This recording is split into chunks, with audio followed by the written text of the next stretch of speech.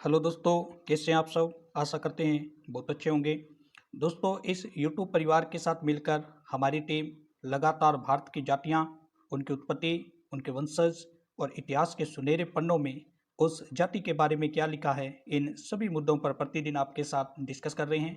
दोस्तों, आप सभी दोस्तों का इस यूट्यूब परिवार को बहुत अच्छा रिस्पॉन्स मिल रहा है, बहुत अच्छा सहयोग मिल रहा है। आशा करते हैं कि इसी प्रकार का सहयोग आप सदा इस यूट्यूब परिवार के प्रति बनाए रखेंगे। दोस्तों, आज के वीडियो में हम देखेंगे रविदास या रैदास। कई जगह रविदास समाज के नाम से भी इनको जानते हैं। और रैदास जी की जीवनी जो थी, रैदास जी के जो कार्य थे, रैदास जी की जो संस्कृति थी, जिन पर उन्होंने अपने वक्तव्य दिए हैं, किन मुद्दों को उठाया है, कौन से आंदोलन रैदास जी के द्वारा किए गए थे, और रैदास जी किस जाति से आते थे, और किस प्रकार उन्होंने अपनी जाति के अंदर इतने बड़े संघर्षों का सामना किया, इन सभी मुद्दों पर आज इस वीडियो में डिस्कस करेंगे। दोस्तों, रविदास या और रैदास जो है, उनकी पूरी जीवनी के बारे में आज इस वीडियो में जिक्र किया जाएगा। दोस्तों, वीडियो को शुरू से लेकर आखिरी तक देखें ताकि पूरा जो रविदासिया या रैदास जी है, उनके बारे में आप संपूर्ण जानकारी हासिल कर पाएं।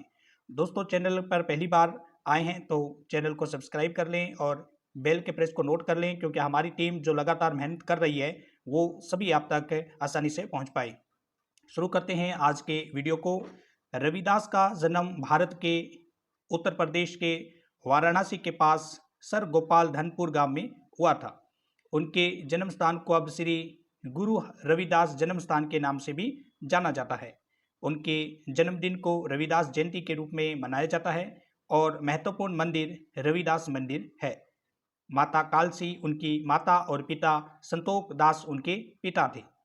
उनके माता पिता दादा दादी का काम करने वाले चमार समुदाय से थे, जो कि एक देहाती जाति थी, जबकि उनका मूल व्यवसाय अर्थव्यवस्था का काम था।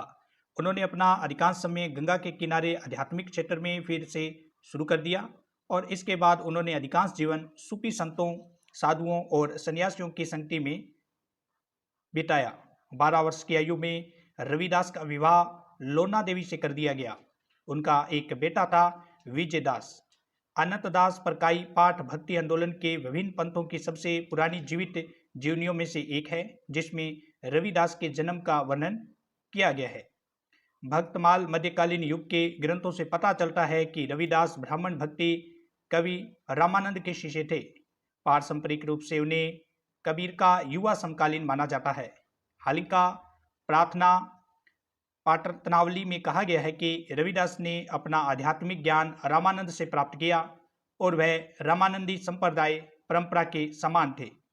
उनके फिल्मामेंट्स में उनके विचार और सिद्धांत और उनके ग्रंथों से पता चलता है कि उनका झुकाव किस ब्राह्मण के समान था।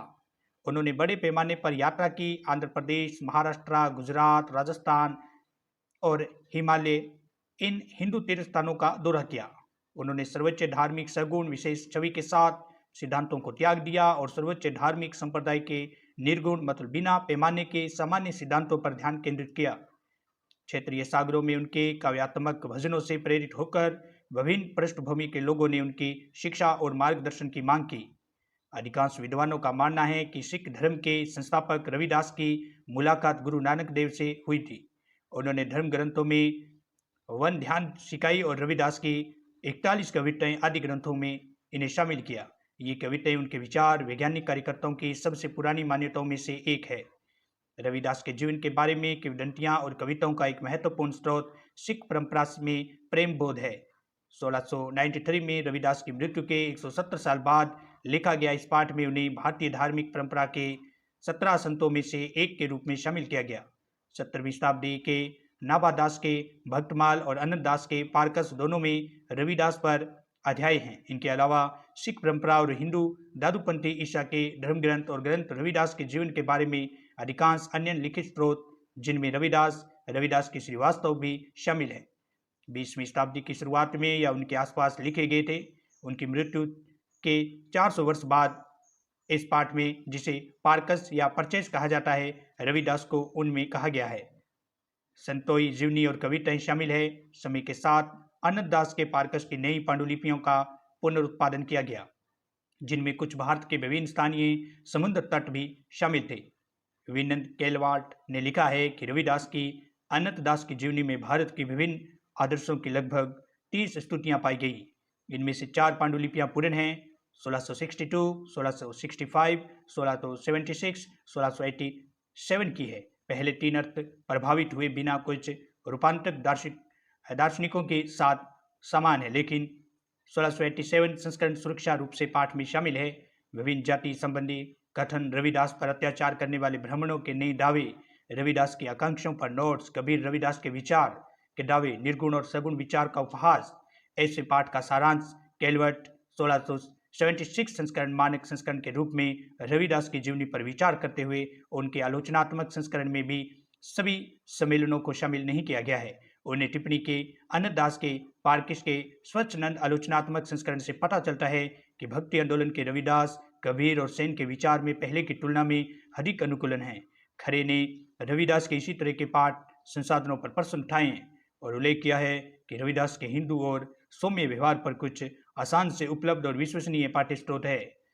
पीटर फ्रेडलेडर का कहना है कि रविदास की जीवनी हालांकि उनके लंबे समय बाद लिखी गई भारतीय समाज के संघर्ष की एक मौत को दर्शाती है, जहां रविदास का जीवन विभिन्न प्रकार के सामाजिक और आध्यात्मिक विषयों को व्यक्त करने का साधन देता है। एक स्तर पर यह प्रतिमान पंथ संप्रदाय है और रूढ़िवादी ब्राह्मणवादी परंपरा के बीच संघर्ष को दर्शाता है। दूसरे स्तर पर सामाजिक एकता की खोज और इच्छा के साथ एक अंतर सांप्रदायिक अंतर धार्मिक संघर्ष। फ्रेंडलेडर कहते हैं कि एक अन्य स्तर पर कहानियां किसी व्यक्ति के स्वयं के आध्यात्मिक संघर्ष का वर्णन करती है। इन आत्मकथाओं में ऐतिहासिकता को पुष्ट करने के लिए कोई ऐतिहासिक साक्ष्य नहीं है जिसमें रविदास का हिंदू ब्राह्मणों के साथ संघर्ष शामिल हो, लेकर मुस्लिम सुल्तान सिकंदर लोदी के साथ उनका संघर्ष भी शामिल है। फ्रीडलेडर का कहना है कि उन कहानियों में सामाजिक सहयोगियों को भी शामिल किया गया जिन्होंने 17वीं से 20वीं शताब्दी के दौरान जीवनी रचना के पात्रों को प्रभावित किया है। ये ऐसी किंवदंतियां हैं जहां पत्थरों को पानी में तैरना या गंगा नदी को उल्टी दिशा में प्रवाहित करने जैसे चमत्कारों के साथ देवीय हस्तक्षेप के कारण रविदास विजयी हुए। डेविड लॉरेन जहीनी कहते हैं कि रविदास की कविता और 17वीं शताब्दी से 20वीं शताब्दी तक रविदास द्वारा रचित एक मजबूत ब्राह्मणवाद विरोधी और सांप्रदायिक विरोधी विषय हैं। लॉरेन जैन की सलाह है कि किंवदंतियों को इस युग की शक्ति और राजनीतिक स्थिति से अलग नहीं किया जा सकता।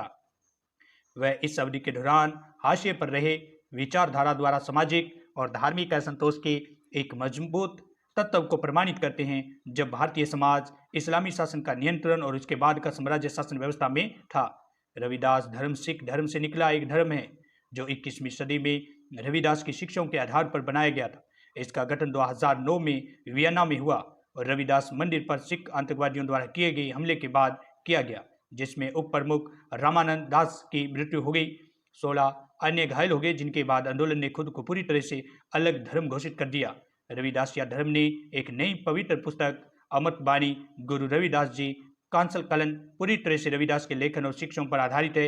इसमें 240 भजन शामिल हैं। निरंजन दास संस्था सचखंड बल्ला के प्रमुख है। इस जो संस्था है इनकी उनके रविदास को एक संत के रूप में प्रतिष्ठित किया गया है और उनके विश्वासियों द्वारा उनका बहुत सम्मान किया जाता है। उनके भक्त उन्हें ऐसे व्यक्ति के रूप में मानते हैं जो धार्मिक विरोधों का जीवंत प्रतीक था, न कि किसी अंतिम सांस्कृतिक सिद्धांत के आध्यात्मिक प्रतीक के रूप में। रविदास या रैदास 15वीं से 16वीं शताब्दी के दौरान भक्ति आंदोलन के एक भारतीय रहस्यवादी कवि संत थे। उत्तर प्रदेश, बिहार, राजस्थान, गुजरात, महाराष्ट्र, मध्य प्रदेश, पंजाब, हरियाणा के आधुनिक क्षेत्र में एक गुरु आध्यात्मिक शिक्षक के रूप में प्रतिष्ठित है।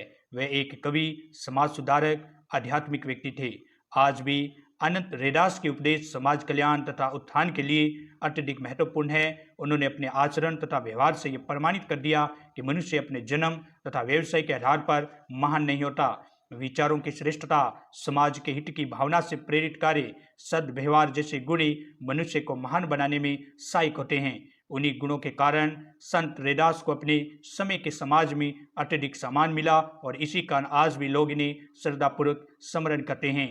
तो दोस्तों, आज के वीडियो में हमने देखा है रैदास की जीवनी, रैदास के जो समाज में उत्थान करने के लिए जो कार्य किए गए हैं, जो सदियों भारत और उनकी जो जाति है, जो चमार जाति से संबंध रखते थे, और भारत और अन्य देशों के अंदर भी रविदास की जो कविताएं हैं, उनके भजन हैं, उनके वक्तव्य हैं, उनके सिद्धांत हैं, उनके श्लोक हैं, उनको पढ़ा जाता है, लोग उनकी भावनाओं को समझते हैं। जो उन्होंने काम किया है वो सदियों सदियों ये समाज, ये देश हमेशा याद रखेगा। दोस्तों, आज रविदास या रविदास या रैदास के बारे में हमने इस वीडियो में आपके सामने जिक्र किया है। जितना हमारी टीम को मिल सका वो सब आपके सामने अपलोड कर दिया। दोस्तों, लगातार आप सभी दोस्त सहयोग कर रहे हैं, आशा है किसी प्रकार का सहयोग करते रहेंगे। और जो भी अपनी जाति से संबंधित है, जिस भी जाति का वीडियो देखना चाहता है, कमेंट में लिखें। उस जाति के इतिहास, उसके वंशज, उसकी पूरी डिटेल वीडियो के अंदर खोली जाएगी। कमेंट आप करते रहें दोस्तों लगातार, और चैनल सब्सक्राइब नहीं किया तो सब्सक्राइब कर लें, बेल के प्रेस को नोट कर लें, सोशल मीडिया पर शेयर करें, ताकि सभी अपनी अपनी जातियों के बारे में जो महत्वपूर्ण तथ्य हैं वो पढ़ सकें। थैंक यू दोस्तों, कल मिलते हैं न्यू वीडियो के साथ।